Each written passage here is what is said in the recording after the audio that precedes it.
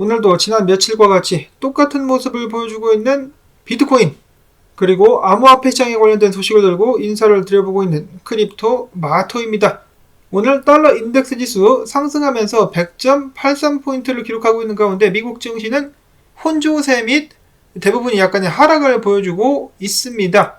비트코인 같은 경우는 어떻습니까? 어제 3만 달러 위까지 올라가는 듯 싶더니 다시 한번 미끄러지면서 29,739달러, 이더리움도 1,900달러짜리를 다시 내주며 1,886달러에서 거래가 진행이 되고 있습니다. 잠시 활기를 띠는 듯 했었는데 달러 상승과 함께 이내 흔들리고 있는 비트코인, 심리적인 지지선이라고 볼 수 있는 3만 달러가 계속해서 깨지는 것이 좋아 보이지가 않습니다. 자, 그런데 그와 동시에 비트코인 숏 포지션이 굉장히 늘어나고 있다라고 하기 때문에 이러다가 한번 쭉 짜가지고 올리는 것이 아닌가, 그런 기대감도 잠깐 가져보면서 나온 정보들 한 번씩 살펴보도록 하겠습니다. 러시아의 우크라이나 선박에 대한 위협 때문에 밀가루 가격이 크게 상승하고 있습니다. 유럽 8.2%, 미국 8.5%. 자, 그러면 근원 소비자 물가에 영향을 주게 될 텐데요. 인플레이션이 낮아지고 있다라는데 여기에 찬물을 끼얹는 것이 아닌가 우려가 되고, 자, 그 다음에 연준의 즉시 결제 시스템인 패드나우가 출시가 되었습니다. 패드나우를 두고 CBDC가 아니냐라는 논란들이 많이 있었는데요. 일단 지금 당장은 CBDC와는 연관이 없다. 자, 근데 미래는 어떻게 될지 모르죠. 작년부터 연준 측에서도 말이 계속해서 바뀌고 있습니다. CBDC 공식 발행은 결정되지 않았다라고 이야기를 했지만은 작년에는 한창 개발 중에 있다, 테스트 중에 있다라는 소식이 나오기도 했었거든요. 그래서 이래저래 헷갈리는 상황 속에서 이 패드나우를 두고 리플사의 기술이 사용되었다, 스텔라의 기술이 사용되었다, 말은 많지만은 아직 블록체인 기술이 활용되고 있는 것 같지는 않습니다. 다음으로 이어서 클리블랜드 연준 측에서 보고서를 통해 밝히기를 비트코인 라이트닝 네트워크가 비트코인 결제 효율성을 계산했다. 언제적 이야기를 이제 보고서를 통해 가지고 하는 것인지는 모르겠지만은 그런 의미에서 니네도 비트코인 좀 갖다 써라.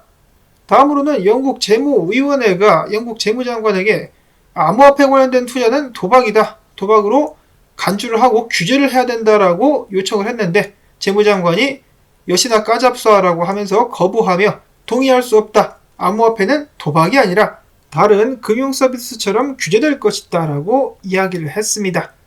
다행히도 재무위원회 또라이들과는 달리 영국 재무장관 같은 경우는 어느 정도 생각이 있는 사람이다, 깨어있는 사람이다라는 생각이 들고요. 자, 그 다음에 쿠웨이트 측에서는 비트코인 지불 및 투자, 채굴까지 금지한다는 소식이 나왔습니다. 정신 못 차리네요, 쿠웨이트.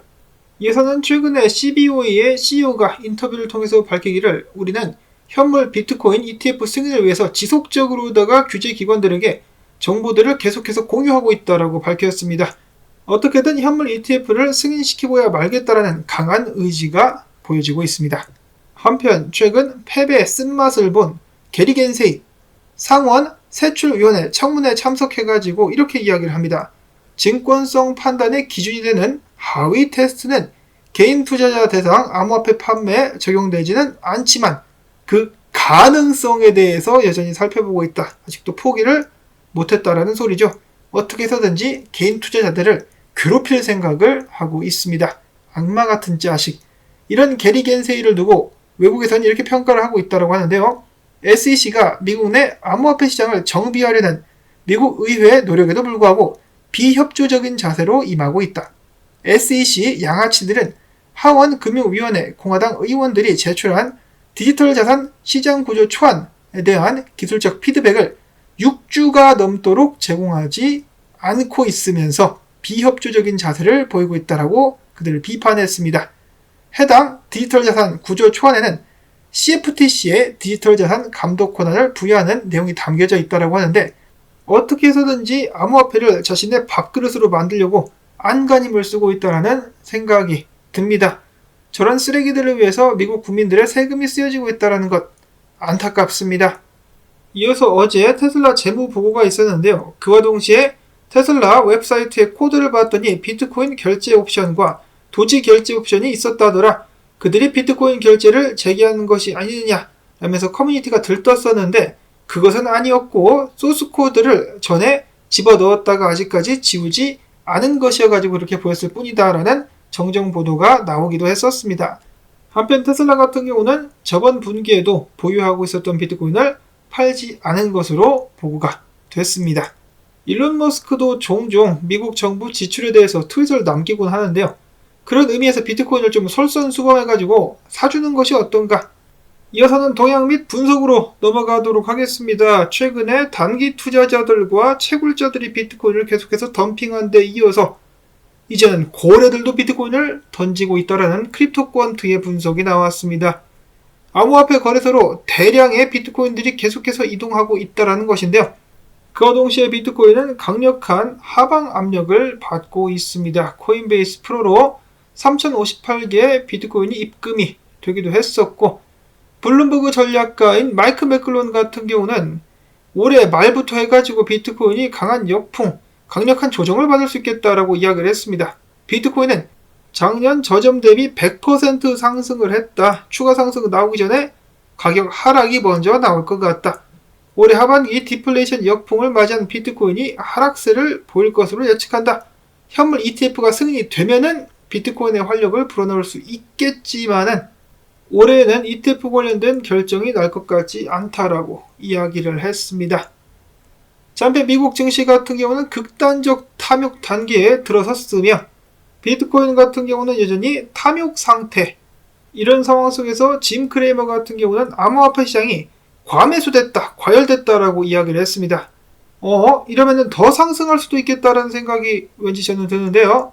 추가적으로 분석을 보게 된다면은 비트코인 어제 저녁부터 가격 유지를 하고 있었던 고래가 들고 있었던 물량을 팔아버렸다라는 분석이 나온 데 이어가지고 분석가 레본 같은 경우는 4시간 봉에서 숏 포지션에 들어가는 확실한 신호가 포착이 됐다. 27,000달러까지 가격이 훅 떨구지 않겠느냐라고 이야기를 했지만은 그와 동시에 숏 치는 사람들이 너무 많아가지고 조심해야 되는 상황이다라는 말을 덧붙이기도 했었습니다.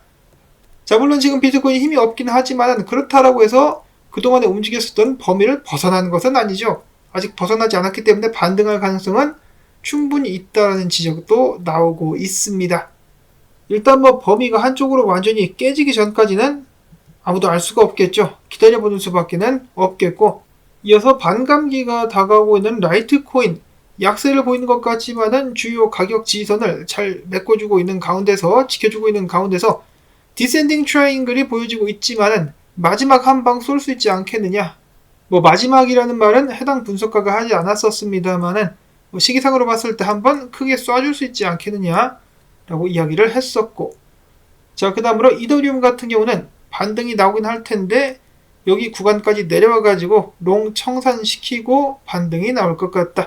1872달러에서 1861달러까지 내려오면서 한번 속가주고 반등이 나올 수 있지 않겠느냐. 이어서 최근에 나온 여러 호재와 함께 어제부터 화려한 상승을 보여주고 있는 체인링크, 밤사이에 20% 이상 급등을 했습니다.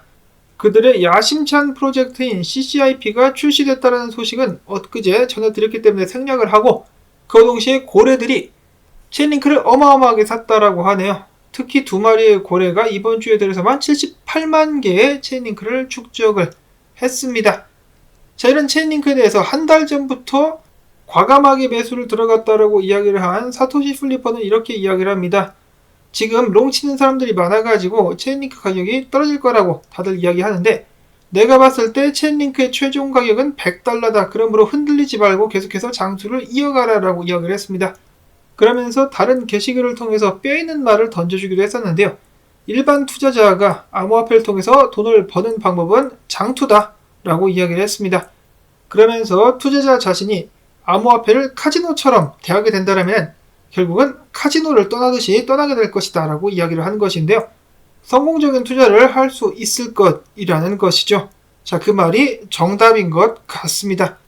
물론 그렇다라고 해가지고 엉망진창 잡코인, 특히 김치코인들을 사가지고 들고 있으면 큰일 나죠. 그래서 연구와 조사를 해야 된다라고 말씀을 드린 것입니다. 그 다음으로는 샌드박스가 맥도날드 홍콩과 파트너십을 맺었다라는 소식이 나왔었고, 다음으로는 에이다, 칼다노 확장 솔루션 미스릴이 조만간에 출시가 될 것이라고 합니다. 만약에 지금 알트 시장의 분위기가 좋았었더라면은 그래도 상승의 재료로 사용될 수도 있었을 것 같은데 이런 점은 아쉽습니다. 마지막으로는 국내 사기꾼들 계속해서 잡혀 들어가고 있다는 소식 나오고 있는데요. 2018년도 12월부터 지난 5월까지 자신들이 만든 코인을 유럽의 유명 핀테크 기업이 개발한 안정적인 코인이라고 속여가지고 피해자 500명에게 484억 원을 편취한 사기꾼들이 잡혀 들어갔습니다. 대단하지 않습니까? 나쁜 쪽으로는 정말 굉장하다고 볼 수가 있겠습니다. 이런 사람들이 종교를 차리면 광신도가 탄생하게 되는 것이죠. 무시무시합니다. 말빨이 얼마나 화려하면 500명을 대상으로 484억 원을 갈취합니까? 오늘도 씁쓸하지만은 자나깨나 불조심 그리고 자나깨나 김치코인 조심 하시라는 말씀을 드리면서 오늘 영상 저는 여기서 인사를 드리도록 하겠습니다.